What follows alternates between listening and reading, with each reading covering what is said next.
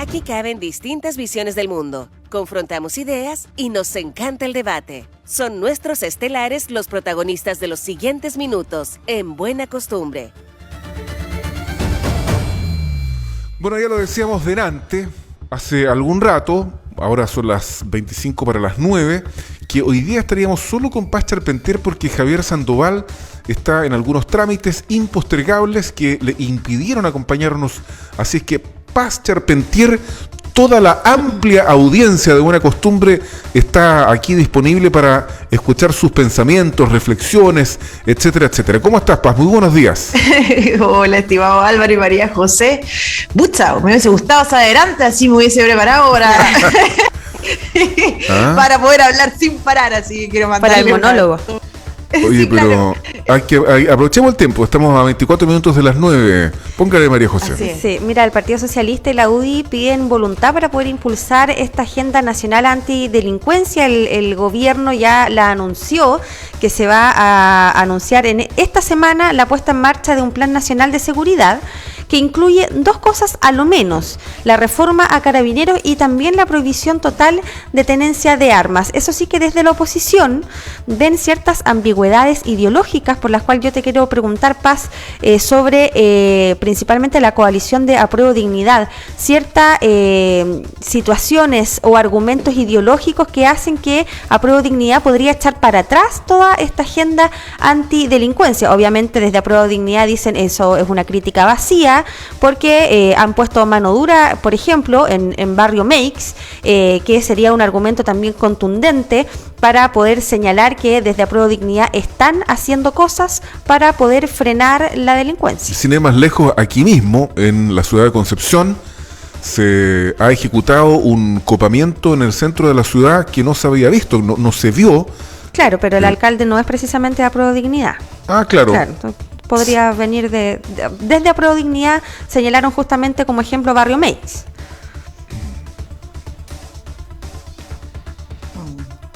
Así es. Bueno, junto con saludar a todos quienes nos escuchan, evidentemente creo, y desde mi perspectiva, creo que no es una noticia para ninguno de nosotros y tampoco para quienes nos escuchan, que la principal prioridad de los chilenos en este momento, y así lo han señalado distintas encuestas, es específicamente el tema de mayor seguridad y narcotráfico, entre otras demandas sociales, ¿verdad? Pero puntualmente esta que estamos conversando.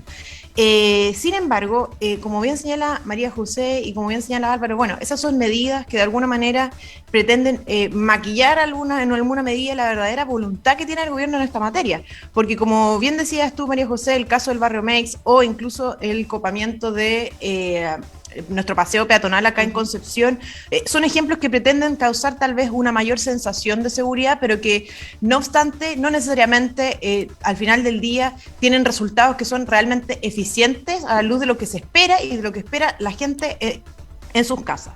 Ahora, evidentemente creo yo que está en una contradicción esencial si es que se quiere lograr una mayor sensación de seguridad, si es que se quiere implementar un plan de seguridad, que el gobierno, por ejemplo, entre otras cosas, continúe adelante con su proyecto que tiene que ver con este famoso proyecto de liberación de los detenidos con ocasión del estallido del año 2019, ¿verdad? Porque se trata de personas que destruyeron tanto propiedad pública como privada, y por lo tanto me parece a mí que si el gobierno realmente tiene una voluntad en ese sentido, entonces tiene que tomar cartas en el asunto y darse la vuelta, lamentablemente, la chaqueta en esta materia, como lo han hecho en otras, que dicho sea de paso han tenido una repercusión positiva incluso en la aprobación del propio presidente de la República. Entonces, en esta materia yo creo que hay que ser claros. Como decía mi abuelita, y la gente en su casa sabrá, obras son amores y no buenas razones.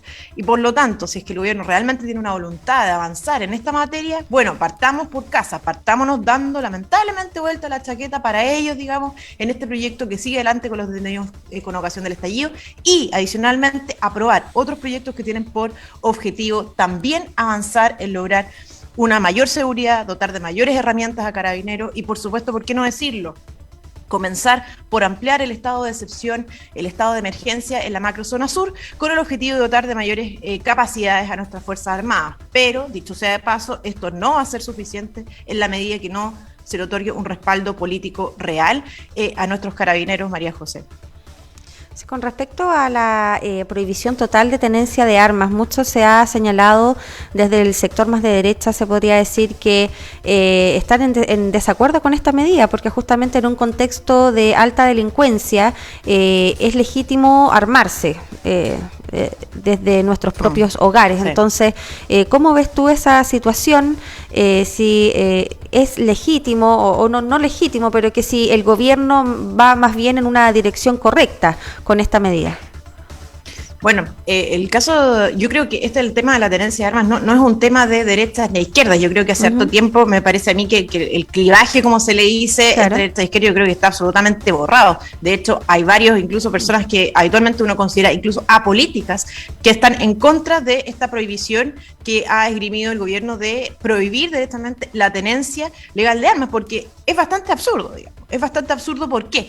Porque resulta que existan personas delincuentes que mal utilizan las armas en las poblaciones, o si existen grupos terroristas con extremadamente armados en nuestra macrozona sur, no es precisamente por las personas que cumplen la ley, no es precisamente por las personas que tienen la tenencia legal de armas, que cumplen con los requisitos y por lo tanto las tienen conforme a lo que exige nuestro ordenamiento jurídico y nuestra legislación, ¿verdad? Es decir, esta no es responsabilidad de quienes cumplen la ley, de aquellos que no cumplen la ley, ¿verdad? Y por lo tanto, esta discusión parece ser más bien, a mi juicio, una bandera que tiene por objetivo cubrir de un manto, digamos, esta discusión relativa a la delincuencia y la mayor seguridad para poder dividir a los chilenos entre chilenos buenos y malos, según usted esté a favor o en contra de esta prohibición de la tenencia de armas, y por lo tanto me parece a mí una discusión en ese sentido bastante infructuosa, porque no vamos a solucionar el tema de la violencia quitándole las armas a quienes las tienen de manera legal y cumpliendo con los requisitos que señala nuestra legislación. Claro, eso primero que todo. Y segundo, lo que tiene que ver con la autotutela, ¿verdad? ¿Por qué? Porque resulta que si no abordamos de manera urgente el tema de la seguridad, nos va a pasar lo que mismo estábamos conversando aquí la semana anterior, ¿verdad? De la declaración que hicieron las comunidades mapuche de la provincia de Arauco, diciendo aquí nos vamos a tomar la justicia por nuestras propias manos, porque resulta que no vamos a tolerar más situaciones de violencia, no vamos a tolerar más hechos que no permitan a las comunidades y a los habitantes de nuestro territorio, ¿verdad?, caminar tranquilamente. Y a la luz de lo que nosotros estamos viendo, la verdad es que esos casos se van a comenzar a replicar no solamente en la región de la Araucanía, en la provincia de Arauco en este caso, sino que también en el resto de Chile. Y yo me pregunto, ¿habría sido la misma evaluación, la misma reacción que tuvo Humberto Toro, en este caso en representación del gobierno, de tolerar la autoridad de los Lonco en toda su dimensión, si es que este grupo de personas que estaban haciendo directamente un llamado a la autotutela hubiese sido, por ejemplo, personas del centro de Concepción, digamos, comerciantes del centro de Concepción que efectúan un llamado abierto a la autotutela, ¿verdad?, y a la no tolerancia respecto de la violencia, es decir, a tomarse la justicia con sus propias manos,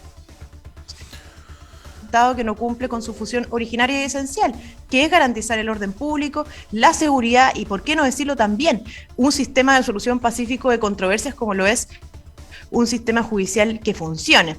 Entonces, la verdad es que yo creo que esta discusión relativa a la tenencia de armas o a su prohibición, creo que tiende a empañar la verdadera discusión, que es cómo abordamos realmente el tema de seguridad y, por supuesto, que las personas, los ciudadanos, no tengan que recurrir a estos mecanismos de última ratio, como lo son la autotutela, que dicho sea de paso, me parece a mí que procede en aquellos casos en que el Estado deja de cumplir su función originaria y esencial, y no solamente eso, sino que renuncia, como lo hizo Humberto Toro en esa declaración respecto al comunicado a las comunidades mapuches en la provincia de Arauco. María José.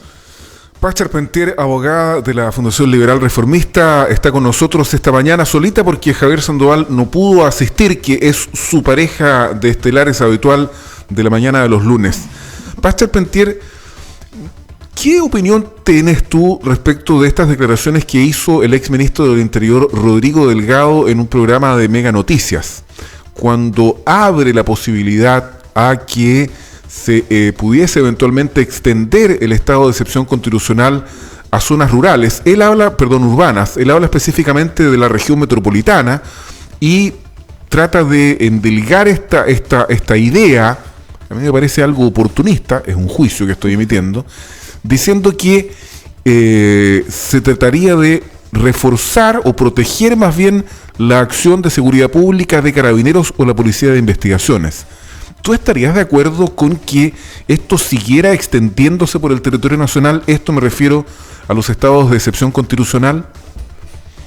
Mira, eso es una...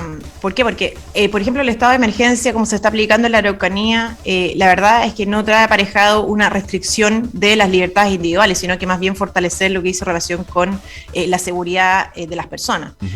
Teniendo eso presente, a mí me parece que más allá de si es oportunista o no, que puede serlo, digamos, no estamos en política, digamos, mucho de la política dice relación con la oportunidad de la las oportunidad, cosas. Sí.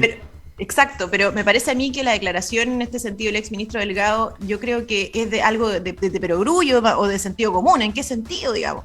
En que si nuestro ordenamiento jurídico vigente nos permite utilizar herramientas que tienen por objetivo lograr una mayor seguridad y protección a las personas en un momento de crisis en materia de seguridad como la que estamos viendo en Chile, tenemos que hacerlo, es nuestra obligación, es la obligación del Estado de Derecho utilizar estas herramientas. Y desde esa perspectiva creo que no hay que sacar nada de la mesa, mientras entonces tenemos realmente un plan eficiente que funcione de manera integral y abordamos esta problemática que, como bien dije antes, es la problemática que en todas las encuestas sale puntera, porque es lo que más nos preocupa a todos los chilenos en este momento en virtud de esta crisis. Por lo tanto, me parece a mí que no tenemos que excluir ex antes este tipo de herramientas. Ahora, ojo con esto. ¿Por qué? Porque nos estamos refiriendo al estado de emergencia, ¿verdad? El estado de emergencia se aplica, de acuerdo a nuestro ordenamiento jurídico vigente, en caso de grave alteración del orden público o grave daño para la seguridad de la nación. Y resulta que la propuesta de texto constitucional que nos ofrece la Convención no contempla este estado de excepción. Y eso es sumamente grave porque estaríamos privando a el gobierno futuro, digamos, en caso de aprobarse esta propuesta de texto constitucional, a que no se pueda utilizar esta herramienta porque simplemente no existe. Y hemos visto, incluso la propia ministra Isquia Siches ha corroborado y ha señalado lo positivo de los números en materia de disminución de los hechos de violencia en la macrozona sur aplicando este estado de excepción. Y por lo tanto creo yo, estimado Álvaro, que no podemos llegar al punto de que muchos grupos de la sociedad civil hagan llamados de este estilo a la autotutela. Debemos frenarlo antes y para eso el Estado debe cumplir con sus funciones y para eso el Estado tiene herramientas que tienen que ser utilizadas, Álvaro. Hay otras medidas que se han hablado con respecto a esta agenda, por ejemplo, la creación de un Ministerio de Seguridad Pública. Yo no sé si compartes la creación de otro ministerio para poder justamente focalizar mucho más lo que es la seguridad pública, que para algunos no debería estar en el Ministerio de Interior, que ahí se produce algo extraño, una mezcla que obviamente va en contra de la eficiencia. Fíjense que creo que aquí me parece que no hay que dar manotazos de ahogado. ¿En qué sentido? Me parece a mí que, como bien tú señalaste en un principio, María José, hay que discutir acerca de un plan que nos permita abordar de manera estructural el problema de violencia que tenemos en nuestro país desde distintas dimensiones. Ojo, esto incluye, entre otras cosas, por ejemplo, los temas de migración, estableciendo ciertos requisitos que impiden el ingreso de personas, ¿verdad?, que tienen antecedentes penales y que lo prohíben y que de alguna manera se lleve a la práctica de manera real.